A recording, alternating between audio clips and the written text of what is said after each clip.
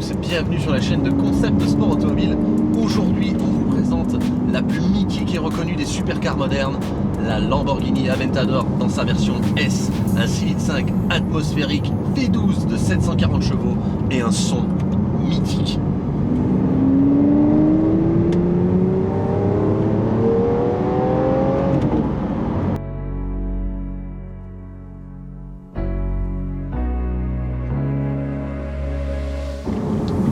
Cette Aventador dans sa version S, c'est la version la plus aboutie de l'Aventador, donc le restylage de 2017. Une puissance portée de 700 à 740 chevaux et une gestion de boîte, des suspensions et un châssis retravaillé et l'apparition également des roues arrière directrices qui rendent l'auto beaucoup plus maniable à haute vitesse et à basse vitesse dans les manœuvres.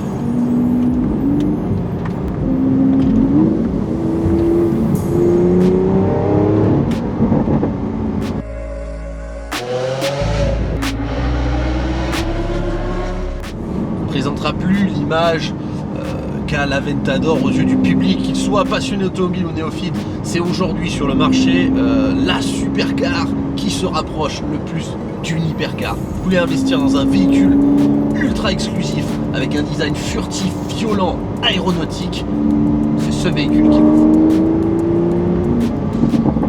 C'est une voiture qui vous en met plein la figure dès que vous la voyez, que ce soit en termes de style, de performance, d'esthétique, de son. C'est inimitable.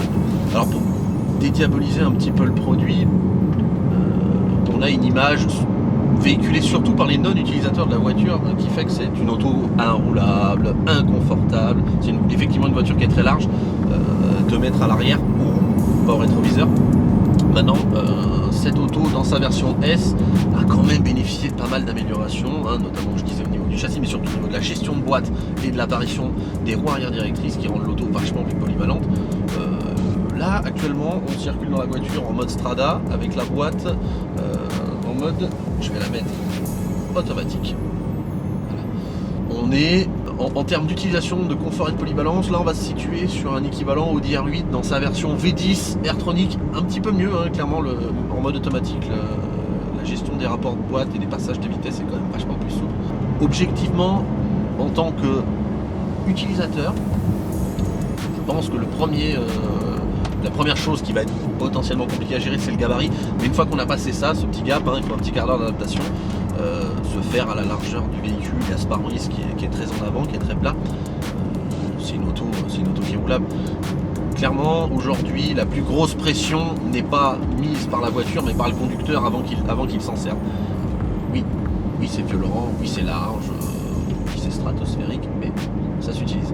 Et on a, nous, aujourd'hui, des clients qui font 10, 15, 20 000 km par an avec des voitures comme ça.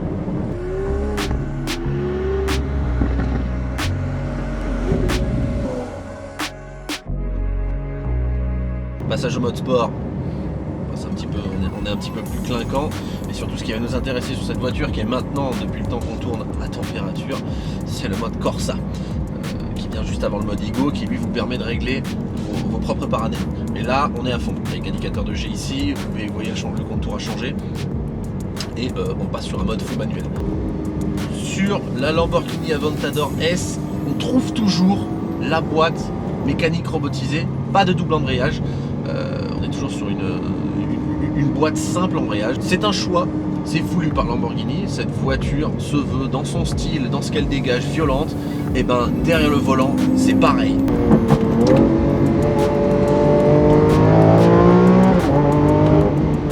Voilà, c'est ce qu'on veut, c'est ce qu'on cherche à bord de ce véhicule. C'est retrouver ce côté brutal et bestial. Alors ne vous y trompez pas, la voiture paraît large, paraît grosse, paraît lourde. C'est pas le cas. On a un système de freinage quand même qui est au niveau du ressenti, qui se rapproche vachement d'une Huracan, voire d'une Huracan performante. J'ai une pédale qui est très, très souple, très light, c'est response.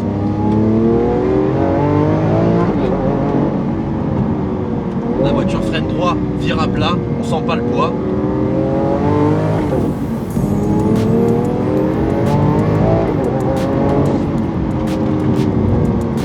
Vous l'aurez compris, c'est clairement l'auto que je préfère. C'est ma supercar préférée.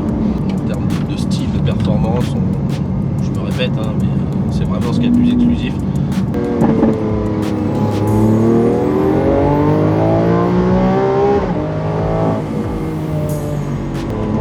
Cette voiture est insane.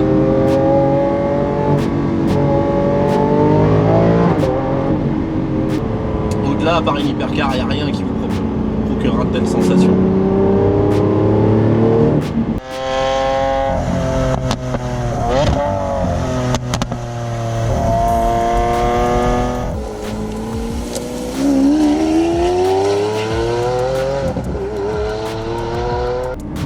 Après cette courte séance de roulage, je pense qu'il est temps de rentrer au showroom pour faire un tour détaillé de la voiture que vous présente aujourd'hui, de sa configuration extérieure, intérieure, que vous puissiez voir et apprécier les specs de cette voiture qui est juste extraordinaire. Je pense qu'on avait eu déjà un aperçu en regardant les plans de roulage, mais clairement ça vaut le coup d'œil. Je vais passer la parole à Johan qui va vous faire, comme d'habitude, un topo détaillé de cette beauté.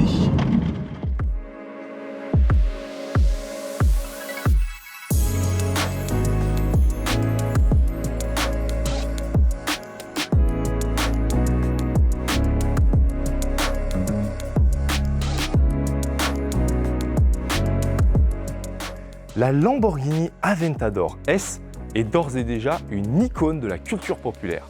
On la voit dans des films, dans des clips, même dans des musiques, son nom est prononcé. C'est une voiture qui tout simplement est d'ores et déjà rentrée dans la légende du 21e siècle, mais avant d'être une superstar de la culture populaire, c'est une machine formidable, une machine à sensation et surtout une voiture totalement déraisonnable. On va plonger un peu plus dans le détail dans la suite de la vidéo.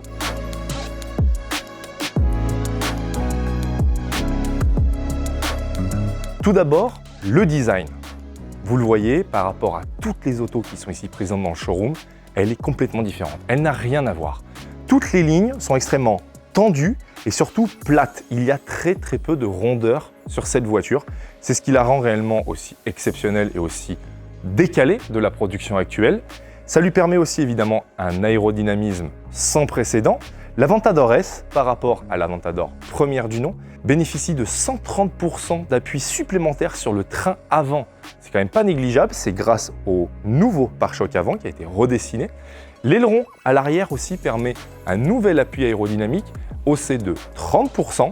C'est pas négligeable non plus, ça permet à la voiture d'atteindre une vitesse maximale de 355 km/h. Et lorsqu'on regarde bien de profil l'Aventador, on ne peut s'empêcher de remarquer cette immense aération latérale dont les portes reprennent le profil. Ça permet évidemment au V12 une aération maximale, 6,5 litres, 740 chevaux, c'est une furie, 690 Nm de couple à 5500 tours minute, surtout qu'il est atmosphérique, donc vous le connaissez tous, vous avez entendu dans la vidéo le son de ce V12, la mélodie si je puis dire, on va s'y pencher un peu plus. Exit le V12 Bizarini qu'il y avait sur la Murcielago, sur la Diablo, la Countach, le LM002, la Miura, enfin bref, je ne vais pas toutes les faire. Ici, c'est un tout nouveau moteur qui a été construit par Lamborghini, toujours un 6,5 litres, toujours un V12, mais par contre, la construction est rentrée dans l'ère moderne. Alors oui, pour les puristes un peu comme moi, c'est un peu dommage, on perd le son du V12 Bizarini qui était extrêmement aigu, qui sonnait presque une F1 dès lors que l'on mettait un échappement un peu modifié. Mais le son de l'Aventador, lui, est plus rauque, c'est un peu plus différent. Par contre, ça reste toujours un dinosaure de l'automobile, ça reste toujours un monument. Et option indispensable sur une Aventador, ce sont les vitres afin de voir le moteur, afin de le discerner. Car oui, d'origine, vous avez ces mêmes plaques, mais elles ne sont pas en verre, elles sont en plastique. Et regardez l'esthétique de cette B-moteur qui est tout simplement incroyable. Le V12 est placé extrêmement en avant, donc là il est réellement central arrière, vous l'avez dans le dos. Autant vous dire que lorsque vous démarrez ou vous roulez, vous ressentez toutes les vibrations de ce moteur. Vous voyez la découpe qu'il y a sur cette voiture, vous voyez le design à l'arrière, c'est réellement tronqué, c'est brut, tout simplement. Ça va extrêmement bien au style de la voiture, ça va en fait avec toute l'aura qu'elle dégage. Et évidemment, l'échappement. Alors là encore, il a évolué par rapport à celui de l'Aventador première du nom, puisqu'il était beaucoup plus plat, beaucoup plus large. Là, on est passé sur un échappement qui est un peu plus travaillé au niveau du design. Et surtout, dorénavant, il crapote. On a un espèce de système, on va dire, pop and bang. au lâcher de pédale ou on va dire que ça pète assez fort, vous l'avez entendu dans la vidéo, c'est très impressionnant, c'est assez satisfaisant, mais dès lors que vous repassez en mode normal, voilà, il passe en mode on va dire discret, si je peux dire ça.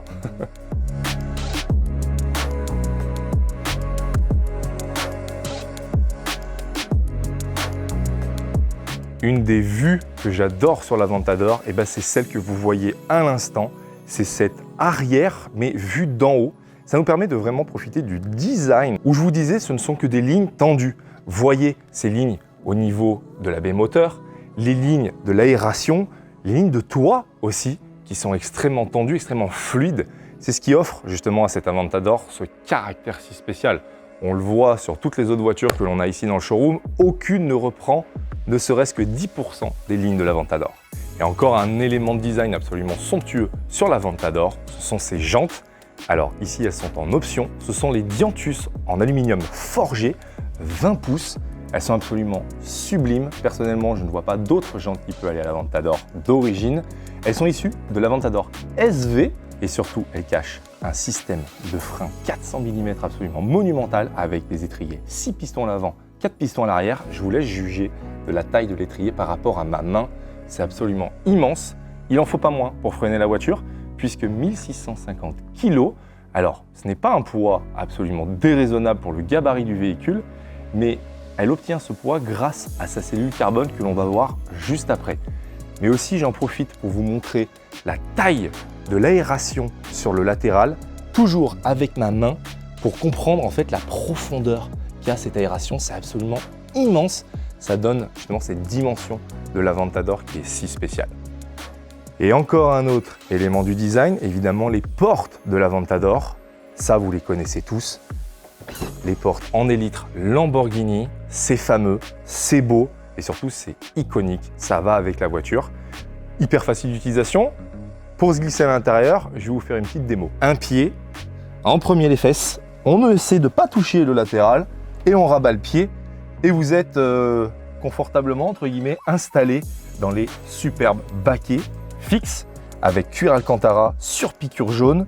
Évidemment, tout est en option, tout est personnalisable.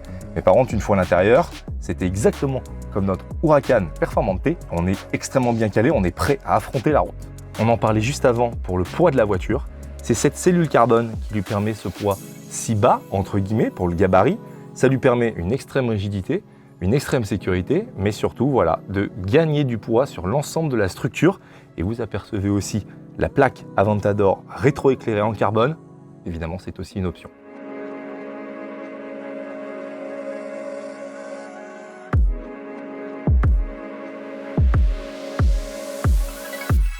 Par rapport à l'Aventador première du nom, l'Aventador S a eu quelques évolutions aussi à l'intérieur.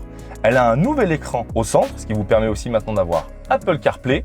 C'est quand même pas négligeable sur cette voiture de l'avoir. On a aussi du coup le nouvel écran qui est issu de l'Aventador SV. Fini le gros contour rond que vous avez au milieu avec l'écran au fond. Là, c'est tout de suite un grand écran.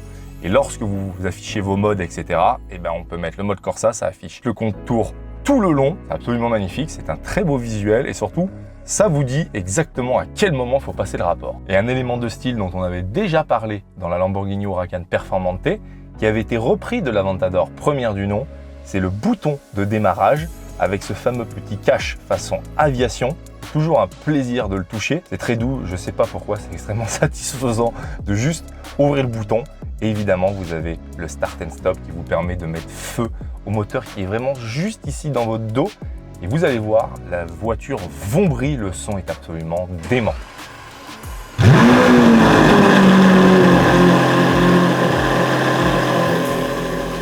Le son de l'Aventador est réellement intimidant, c'est réellement une provocation. Mais il y a autre chose qui est assez intimidant à l'intérieur, c'est justement l'habitacle en fait, tout simplement. Vous le voyez, je fais 1m92, je suis vraiment pas loin du plafonnier et je ne suis pas non plus installé, on va dire, au mieux pour mon dos. Je suis un petit peu calé au fond des sièges parce que sinon je frotte. C'est pas une voiture qui est faite pour les grands, du tout. Mais par contre, ce qui est extrêmement impressionnant, c'est le fait que le pare-brise soit extrêmement plat, qu'il parte extrêmement loin devant vous et qu'en fait, les vitres latérales sont réellement des meurtrières. Moi, c'est pas compliqué. Si je me tiens à peu près droit, eh ben, en fait, mes yeux tombent ici dans le montant. Donc, c'est réellement une auto qui n'est pas faite pour les claustrophobes. Et après, donc, ce pare-brise très plongeant, lorsque l'on jette un œil dans le rétroviseur arrière, c'est encore une autre sensation où l'on voit les lamelles de verre, on voit le dessus du moteur. C'est absolument incroyable. Moi, c'est ce que je trouve en fait de plus exceptionnel sur cette voiture, c'est que chaque sens est en éveil. Votre vue, le toucher, les ressentis, les vibrations. Cette voiture, elle vous remue de A à Z. Et au poste de pilotage, en fait, lorsque vous êtes devant votre volant, que vous êtes bien agrippé et que vous roulez sur la route, eh ben, cette voiture, finalement, n'est pas si intimidante que ça. Elle reste normale à conduire. Alors certes, elle est plus large, elle fait un bruit du tonnerre, mais en termes en fait de facilité d'utilisation, eh ben, on peut s'attendre à quelque chose d'extrêmement violent, extrêmement virulent et très difficile à conduire, alors que pas du tout. J'ai presque envie de dire que tout le monde peut conduire cette voiture à partir du moment où il a quand même une dizaine d'années de permis. Mais c'est clairement une voiture qui n'a pas à avoir cette réputation intimidante, de dire « Oh mon Dieu, une Aventador, c'est absolument horrible à conduire, etc. » Non. Et pourquoi? Eh ben, c'est justement grâce au système des 4 roues directrices, qui est une grande nouveauté de l'Aventador S. Et réellement, ça transcende le comportement routier de la voiture. Ça lui permet d'avoir une extrême agilité. Il fonctionne exactement sur la Mercedes AMG GT-R. Quand vous êtes en dessous des 100 km/h, les roues tournent dans le sens inverse de l'avant. Et lorsque vous êtes à plus de 100 km/h, toutes les roues tournent dans le même sens afin d'avoir une très grande vivacité sur les changements d'appui. Alors cette auto, je ne peux pas dire comme sur une Aston Martin, c'est Dr Jekyll et Mr Hyde. On ne peut pas dire qu'elle peut être transcendée de comportement. On va dire qu'elle transpire la performance, elle transpire la vélocité. Mais on a quand même des modes dessus. Le Strada, le Sport et le Corsa, ça c'était des modes qui étaient sur l'Aventador de base et qu'on retrouve ici sur la S. Mais elle a un nouveau, l'Aventador S, c'est le mode Ego, ce qui vous permet en fait de paramétrer votre préférence, donc l'échappement ouvert avec les suspensions sport, la boîte de vitesse en mode normal, etc. Vous pouvez absolument tout faire. Mais ce qui est absolument choquant, quand on passe en Corsa, on se dit « Ok, là la voiture, elle est extrêmement virulente, les suspensions sont très rigides, la réponse à l'accélérateur est absolument impressionnante, elle est très tactile. À peine vous touchez, le V12 réagit. Et quand vous revenez en mode Strada, alors la voiture n'est pas devenue une Bentley instantanément, on en a parlé dans la vidéo de la M3 CS. Si une voiture est confortable, même en mode sport, ben voilà, c'est pas forcément une excellente voiture de sport. Donc là, on arrive sur un mode Strada qui est beaucoup plus confortable, on va dire un peu plus vivable. Mais par contre, dès lors que vous sollicitez l'accélérateur avec le petit gap en fin de pédale, là, ça réactive tous les modes et la voiture redevient sauvage.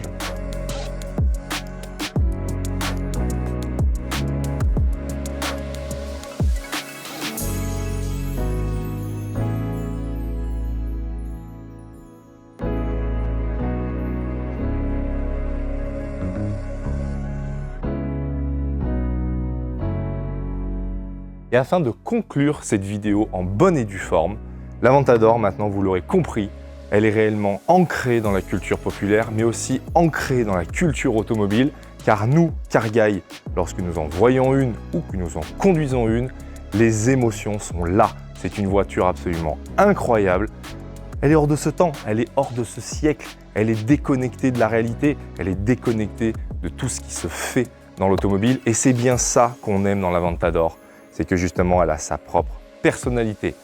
Si cette voiture vous intéresse ou qu'une de notre showroom vous intéresse, n'hésitez pas à nous contacter au numéro de téléphone qui s'affiche juste en dessous. J'espère que la vidéo vous a plu. Merci pour le visionnage. N'hésitez pas à vous abonner à notre chaîne YouTube et Instagram. On y poste des stories absolument tous les jours de tout ce qui se passe au garage, que ce soit les livraisons, les réceptions, etc. Et ça vous permet aussi de vous tenir au courant de toutes les actualités en temps réel. Merci beaucoup, prenez soin de vous et bonne route.